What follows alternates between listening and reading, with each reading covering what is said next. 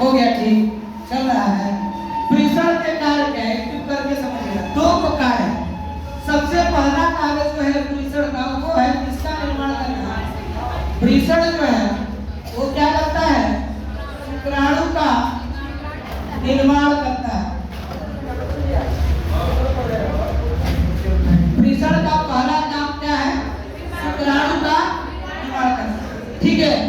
और प्रेषण का दूसरा काम देखिए क्या है, जो प्रेषण है इसका दूसरा काम है, एक हार्मोन होता है जिसका नाम है नर हार्मोन। कैसा हार्मोन है, नर हार्मोन। नर हार्मोन के नाम से क्वेश्चन पूछता है, कौन सा नर हार्मोन, टेस्टोस्टेरोन का क्या करना भाई, टेस्टोस्टेरोन का क्या करना, स्राव करना। किसका काम है ये, ठीक है, किसका काम है, प्रेषण का काम। अब प्रेषण जो है इससे क्या स्रावित हुआ, टेस्टोस्टेरोन। तो नोट क्या कहता है, नोट कहता है कि जो टेस्टोस्टेरोन है, कौन सा हार्मोन, टेस्टोस्टेरोन हार्मोन है, स्टेरोन हार्मोन। नोट कहता है कि जो टेस्टोस्टेरोन हार्मोन है यह बड़ा जटिल कार्य करता है। टेस्टोस्टेरोन हार्मोन का काम है, क्या काम है, नर में लैंगिक लक्षण को उत्पन्न करना। टेस्टोस्टेरोन हार्मोन नर में कैसा लक्षण, लैंगिक, कैसा लक्षण, लैंगिक लक्षण को क्या करता है, लैंगिक लक्षण उत्पन्न करता है। लक्षण क्या करता है, उत्पन्न करता है। बात नहीं करो पीछे। नर में कैसा लक्षण उत्पन्न करता है, लैंगिक लक्षण। अब क्वेश्चन ये है कि सर लैंगिक लक्षण क्या है, लैंगिक लक्षण क्या है। तो लैंगिक लक्षण है, लैंगिक लक्षण है, क्या है, लैंगिक लक्षण क्या क्या है, लैंगिक लक्षण में क्या है, पहला है दाढ़ी मूंछ का, दाढ़ी मूंछ का, दाढ़ी मूंछ का क्या होना, मूंछ का क्या होना, आना। अगला है आवाज का, मूंछ बोला जाता है, आवाज का क्या होना, भारी होना,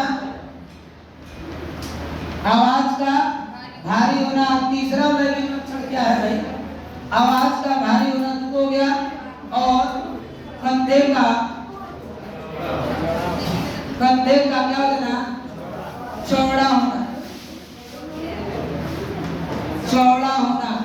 कैसा लक्षण है, लैंगिक लक्षण, ठीक है। और यही काम है किसका, प्रेषण का। प्रेषण का काम लिख लीजिए, इसके बाद आगे चलते, इतना लिख लीजिएगा, इसके बाद आगे चलते।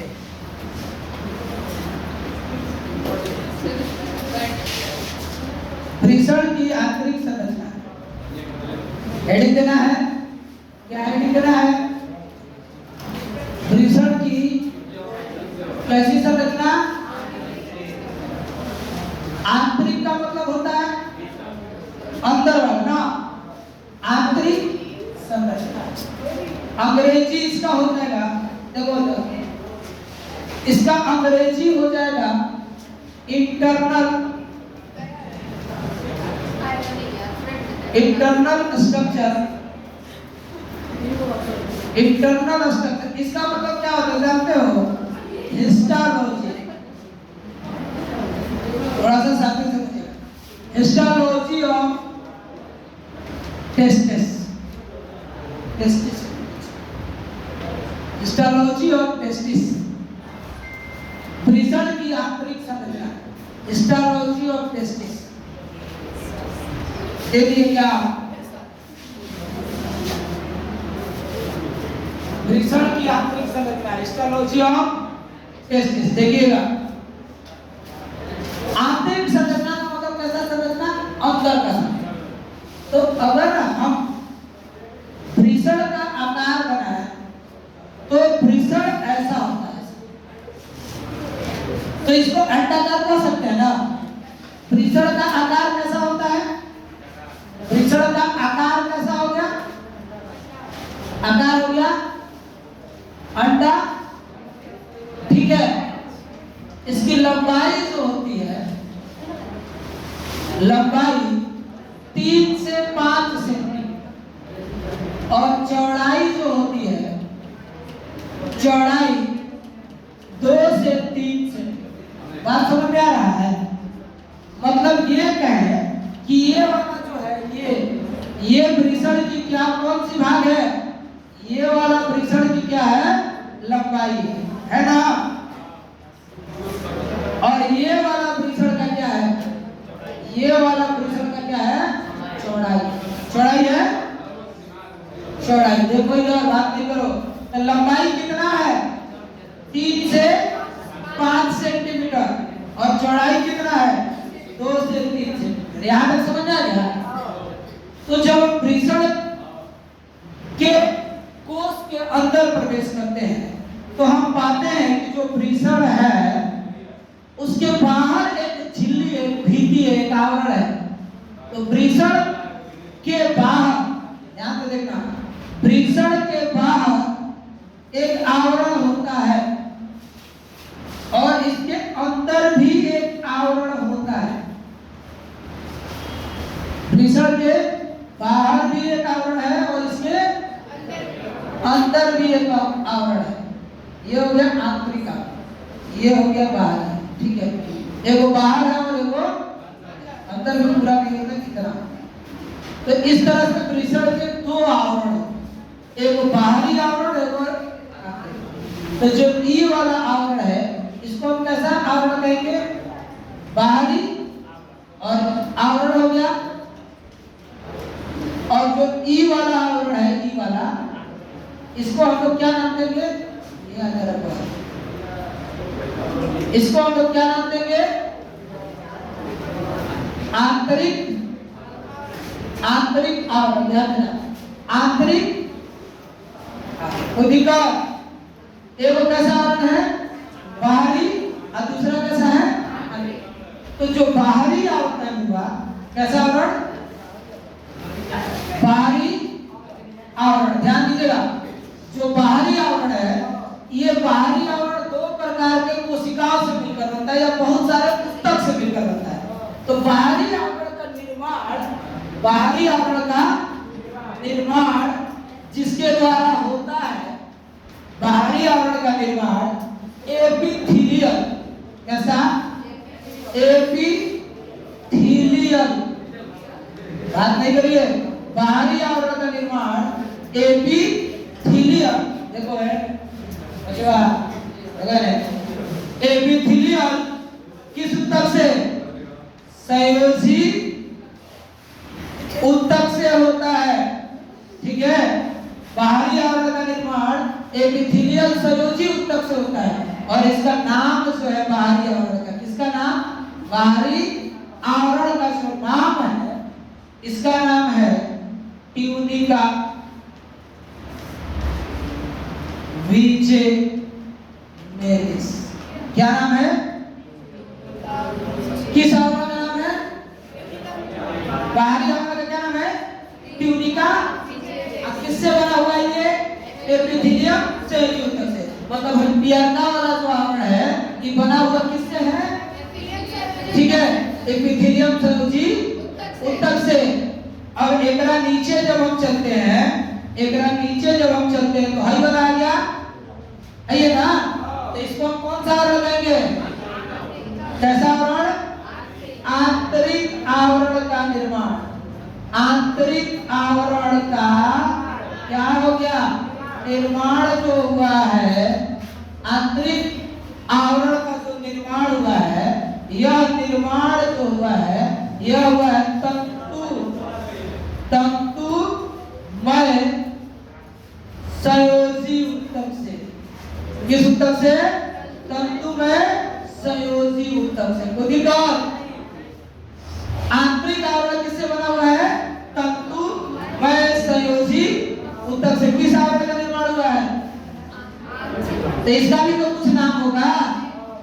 इसका भी नाम होगा। क्या नाम होगा इसका? इसका नाम है ट्यूनिका। Tunica albuginea. एल्बुजिनिया। आंतरिक परत का नाम क्या है? ट्यूनिका। बात नहीं करो। Tunica albuginea. अब पहला और दूसरा जो दीवार तोड़ के हम अंदर जाते हैं इसमें, तो देखा जाता है कि इसमें ऐसे ऐसे बहुत सारे खांच बने हुए, पानी भटा है। इसको हम लोग क्या कहते हैं? इसको कहते हैं भीषण पालिका। क्या कहते हैं? भीषण पालिका। ये जो खांच है इसका नाम क्या है? भीषण पालिका। और इस पालिका की संख्या कितनी है? पालिका की संख्या कितनी है? एक भीषण में खांच की संख्या, भीषण पालिका की संख्या कितनी है? 250। और प्रत्येक भीषण पालिका, ध्यान दीजिएगा, प्रत्येक भीषण पालिका के अंदर ऐसे एकदम हाईली कुंडलिक समझते हैं ना? कुंडलिक का मतलब इस तरह का अति कुंडलिक संरचना वाले पाइप पाए जाते हैं, नलिका पाए जाते हैं। इस नलिका को इसके अंदर पाया जाएगा। ये नलिका इसके अंदर ऐसे, इसके अंदर ऐसी नलिकाएं पाई जाएगी, इसके अंदर ऐसी नलिकाएं पाई जाती है ऐसे। और इस नलिका को हम लोग नाम देंगे शुक्रजनन। शुक्रजनन नलिका। क्या कहेंगे? शुक्रजनन। अब आगे बढ़ते हैं, बना नहीं रहे, अभी समझा रहे हैं पूरा। अब शुक्रजनन नलिका जो है, इस नलिका में, शुक्रजनन नलिका जो, इस नलिका में दो प्रकार की कोशिकाएं होती हैं अंदर। नलिका के अंदर जैसे कलम के अंदर होता है ना इंक, वैसे ही नलिका के अंदर जो वो कोशिका है, एक का नाम है सर्टोली। कौन सा है? सर्टोली। कौन सी कोशिका? पहला का नाम है सर्टोली कोशिका, ठीक है। एक का नाम है सर्टोली कोशिका और दूसरे का नाम है नर जर्म कोशिका। जर्म कोशिका। और ये जो कोशिकाएं हैं, पहली कौन सी कोशिका? सर्टोली कोशिका और दूसरी नर जर्म कोशिका। यहाँ तक समझ में आ रहा है? अब आगे बढ़ते हैं। तो करता क्या है? एक कोशिका का नाम क्या था? नर जर्म कोशिका। और दूसरी कोशिका का नाम क्या था? दूसरी कोशिका का नाम था सर्टोली। ठीक है। ये दोनों कोशिकाएं किसमें पाई जा रही थी? किसमें? शुक्र। किसमें पाई जा रही थी? शुक्रजनन। किसमें? शुक्रजनन नलिका। शुक्रजनन नलिका किसमें पाया जा रहा था? भीषण पालिका में। किसमें पाया जा रहा था? भीषण पालिका किसमें पाया जाता है? तो एक भीषण में 250 भीषण पालिका। ठीक। एक भीषण पालिका में 1 से 3 शुक्रजनन नलिका, और एक शुक्रजनन नलिका में हजारों की संख्या में क्या पाई जाती है? और हजारों की संख्या में क्या पाई जाती है? सर्टोली कोशिका। तो नर जनन कोशिका का काम होता है, नर जनन कोशिका का काम होता है शुक्राणु को उत्पन्न करना। और इसका काम होता है शुक्राणु को, याद रखना, शुक्राणु को पोषण करें। इस प्रकार जब यहाँ से ये उत्पन्न होता है तो यह इसकी सहायता से पोषण लेके बड़ा होता है और फिर ये आगे बढ़ते जाता है। ठीक है। तो इस प्रकार संपूर्ण भीषण की आंतरिक संरचना को हम स्टडी कर सकते हैं। कौन कौन सा नाम लिखे? दो नाम लिखे, कुछ भी लिखे नहीं? हेडिंग है ना, सिर्फ हेडिंग है, तो चलिए लिखिए। लिखिएगा। हाँ लिखिएगा। भीषण